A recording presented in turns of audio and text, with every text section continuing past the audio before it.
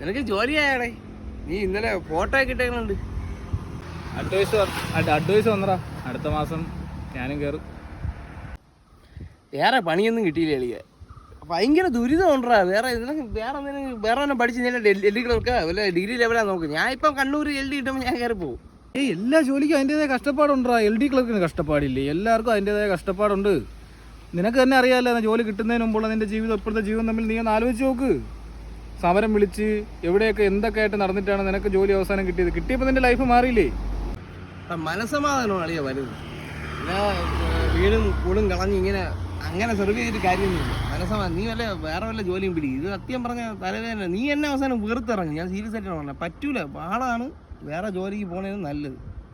എടാ, തിരുവനന്തപുരം എവിടെ കിടക്കണം, കണ്ണൂർ എവിടെ കിടക്കണം? നിനക്ക് ഇപ്പോൾ ആഴ്ചയിലെങ്കിലും ഒരു ദിവസമെങ്കിലും മനസ്സമാധാനമായിട്ട് വീട്ടിൽ ചെയ്യാം. കണ്ണൂരിൽ നീ ഓടിയെത്താൻ വേണ്ടി നിനക്ക് ഒരു ദിവസം അല്ലേ? ഈ ജോലിയെ കുറ്റം പറയണം. നീ എങ്കിൽ പിന്നെ ജോലി കളഞ്ഞിട്ട് നീ രാജിവെച്ചിട്ട് നീ ഇറങ്ങി പഠിച്ചിട്ട് അതിനെക്കാട്ടി വലിയ ജോലിയാണ്. എടാ, എല്ലാ ജോലിക്കും അതിൻ്റെതായ കഷ്ടപ്പാടുണ്ട് പഠിച്ച് മേടിക്കാൻ. നീ പഠിച്ചോണ്ടല്ലേ നിനക്ക് കിട്ടിയത്. ചുമ്മാതെ വീട്ടിൽ ഇരുന്നപ്പോൾ കൊണ്ടൊന്നും ജോലിയൊന്നുമില്ലല്ലോ നീ ഇങ്ങനെ ജോലിയെ കുറ്റം പറയാനായിട്ട്. എനിക്കെന്തായാലും ഇത് മതിയളിയാ. നീ ഇതിൽ നിന്നിട്ട് വല്ലതും നോക്കണമെങ്കിൽ നോക്കാം, അത്രേ ഉള്ളൂ. എന്തായാലും കഷ്ടപ്പെട്ട് പഠിച്ച് മേടിച്ചതല്ലേ, കഷ്ടപ്പെട്ടിട്ടാണ് കിട്ടിയത്.